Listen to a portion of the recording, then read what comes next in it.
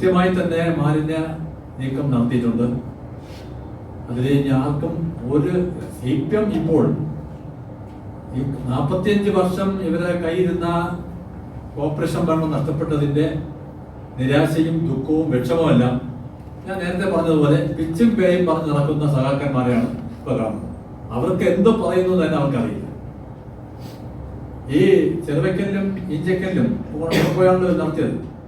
20 വർഷമായി അവിടെ തന്നെയാണ് മാലിന്യങ്ങൾ നീക്കിയിട്ട് അവിടെ നിന്നാണ് വീണ്ടും മാറ്റപ്പെടുന്നത്.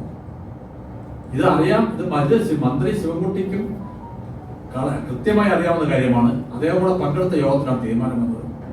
വീണ്ടും വീണ്ടും റഹീം ജില്ലാ സെക്രട്ടറി പുതിയൊരു ആക്ടിംഗ് സെക്രട്ടറി ഇങ്ങനെ ഇറങ്ങി തിരിച്ചാൽ ഇതിന്റെ പുറകെ മറുപടി പറയാൻ BJPക്കുള്ള സമയമൊന്നുമില്ല. കാരണം ഞാൻ നേരത്തെ സൂചിപ്പിച്ചതുപോലെ വീണ്ടും പറയുന്നു, BJPക്ക് വിജയത്തിന്റെ ആലസ്യമൊന്നുമില്ല. 12 വർഷമായി ഇന്ത്യ മഹാരാജ്യം ഭരിക്കുന്ന പാർട്ടിയാണ്. തിരുവനന്തപുരം കോർപ്പറേഷന് ഭരണം കിട്ടി ഞങ്ങൾ ആഹ്ലാദമുണ്ട്.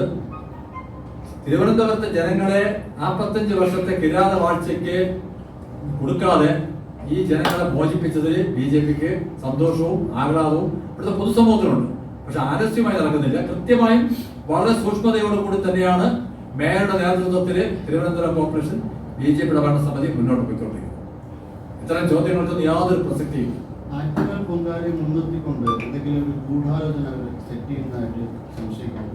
ശബരിമലയെ തകർക്കാനുള്ള ഗൂഢാലോചനയുടെ തുടർച്ച തന്നെയാണ് ആറ്റുകാൽ പൊങ്കാലയുടെ ഗൂഢാലോചന.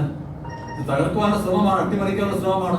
ആദ്യം ജല അതോറിറ്റിയും ജലമന്ത്രിയും അവരെ ആയുധമാക്കിക്കൊണ്ട് CPM കളിച്ച കളിയാണ് കുടിവെള്ള ക്ഷാമം സൃഷ്ടിക്കപ്പെട്ടത്. അതിനെതിരെ BJP ശക്തമായി തന്നെ ഞങ്ങൾ ഉന്നയിച്ചിട്ടുണ്ട്. അതിന് തുറന്നുണ്ടായിട്ടുള്ള എല്ലാ രീതിയിലും ഇവിടെ പൊങ്കാലയ്ക്ക് വരുന്ന സ്ത്രീകളായിട്ടുള്ള ഭക്തജനങ്ങളെയും കുട്ടികളെയും ബുദ്ധിമുട്ടിക്കുക എന്നുള്ള ലക്ഷ്യത്തോടു കൂടി തന്നെയാണ് CPM പ്രവർത്തിച്ചിട്ടുള്ളത്. അത് CPM ഉദ്ദേശിക്കുന്നത് തിരുവനന്തപുരം കോർപ്പറേഷൻ ഭരിക്കുന്ന BJPയുടെ ഭരണസമിതിയാണ് ഇതിന്റെ ഉത്തരവാദിത്വം. അവരെല്ലാം ചെയ്തിട്ടില്ല, ജനങ്ങളെ ദ്രോഹിക്കുന്നത് BJP ആണ് എന്ന് വരുത്തി തീർക്കാനും മാസങ്ങൾ 30 ദിവസത്തിനകത്ത് വരാൻ പോകുന്ന നിയമസഭാ തെരഞ്ഞെടുപ്പില് എന്തെങ്കിലും ഗിമിക്സ് കാണിക്കാനുള്ള തന്ത്രമാണ് CPM നടത്തുന്നത്. അതേ ഉള്ളൂ. ഞാനൊരു കാര്യം പറയട്ടെ, ഇതിലൊരു സംശയവും ഞങ്ങൾക്കില്ല. ഈ CPM-ഉം ഈ കോൺഗ്രസും ഞങ്ങളെ തോൽപ്പിക്കാനും ജനങ്ങളെ തോൽപ്പിക്കാനും ഏത് ലെവല് വരെ പോകുമെന്ന് ഞങ്ങൾക്ക് ഒരു സംശയവും.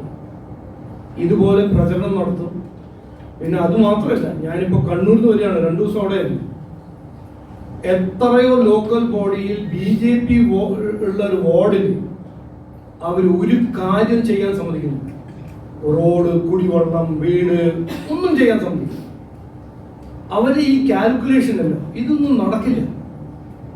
ഇതെല്ലാം ഞാൻ ആദ്യം മുതൽ പറഞ്ഞ, ഇതെല്ലാം അതിന്റെ കാലങ്ങൾ കഴിഞ്ഞു. ഈ ഒരു രാഷ്ട്രീയത്തിന്റെ കാലം കഴിഞ്ഞു. എങ്ങനെയെങ്കിലും ജനങ്ങളെ വിഡ്ഢിയാക്കുക, ഒരു പ്രചരണം നടത്തുക, പിന്നെ സോഷ്യൽ മീഡിയ വഴി അത് ആംപ്ലിഫൈ ചെയ്ത് നിങ്ങളുടെ ട്രോൾ ആർമി വഴി ഇതിനെ സത്യമാണെന്ന് സ്ഥാപിക്കാൻ ഒരു ശ്രമം, ഇത് ഇനി നടക്കില്ല. ഞാൻ ബഹുമാനപ്പെട്ട മുഖ്യമന്ത്രിയോടും രാഹുൽ ഗാന്ധിയോടും എൻ്റെ ഒരു സ്റ്റാൻഡിങ് ഓപ്പൺ ചാലഞ്ചാണ്. നിങ്ങൾ ഈ ഇലക്ഷൻ മത്സരിക്കണം, നിങ്ങൾക്ക് താല്പര്യമുണ്ടെങ്കിൽ ഒന്ന് ഇറങ്ങി ഡിബേറ്റ് ചെയ്യാം. ഓരോരോ ചർച്ചയെ കുറിച്ച് ഡിബേറ്റ് ചെയ്യുക. നിങ്ങൾക്ക് അവസരം കിട്ടിയല്ലോ, നിങ്ങൾ എന്ത് ചെയ്തു, ഇനി നിങ്ങൾ എന്ത് ചെയ്യാൻ പോകുന്നു, വെറുതെ ഒരു പോയിന്റ് എടുത്ത് ജനങ്ങളെ ശ്രദ്ധ തിരിക്കാൻ നിങ്ങൾ ശ്രമിക്കേണ്ട. കാരണം ഞങ്ങൾ സമ്മതിക്കില്ല. ഞങ്ങൾ ഇവിടെ കയ്യും പിടിച്ച് ഇങ്ങനെ ഇരിക്കാൻ പോകുന്നില്ല. ഞങ്ങളൊരു അധ്വാനിക്കുന്ന ഒരു പാർട്ടിയാണ്. ഞങ്ങൾക്കൊരു കാഴ്ചപ്പാടുണ്ട്, ഞങ്ങൾക്കൊരു വിശ്വാസമുണ്ട് ഈ നാടിനെ നന്നാക്കണമെന്ന്. ഈ 2 സഖാവന്മാര് പോയിട്ട് നാടകം ചെയ്യുന്നത് ഞങ്ങളെ ബാധിക്കുന്നതാണ്. അവരെ വിചാരം ജനങ്ങളെ ബാധിക്കുന്നോ? നടക്കില്ല. ഞാൻ ഇന്ന് കൃത്യമായി പറയാൻ ആഗ്രഹിക്കുന്നു, ഇതെല്ലാം മാറി സൈഡിൽ വിട്ട് ധൈര്യം കരുത്തുണ്ടെങ്കിൽ വന്ന് ചർച്ച ചെയ്യാം. ഞങ്ങളെ ഈ വികസന മത്സരത്തിൽ ഞങ്ങളെ തോൽപ്പിക്കണമെങ്കിൽ, അങ്ങനെ താല്പര്യം ഉണ്ടെങ്കിൽ കാണിച്ചു തരൂ. പക്ഷെ ഇങ്ങനെ ഒരു പ്രചരണം എന്തെങ്കിലും പ്ലാൻ ചെയ്ത് എന്തെങ്കിലും പറഞ്ഞ്, അതും പിന്നെ ഒരു വലിയ ട്രോൾ ആർമി ഉണ്ട് അതിന്റെ പിന്നിൽ, എന്തെങ്കിലും ആംപ്ലിഫൈ ചെയ്ത് അത് സത്യമാണെന്ന് സെറ്റ് ചെയ്യാൻ നോക്കുന്നത്, അതൊന്നും നടക്കില്ല. ഇത് മാറ്റത്തിന്റെ കാലമാണ്. രാഷ്ട്രീയ സംസ്കാരത്തിൽ മാറ്റം വരും. മാധ്യമ സൂത്തോളം എന്റെ ഒരു അഭ്യർത്ഥന, നിങ്ങളും മാറണം.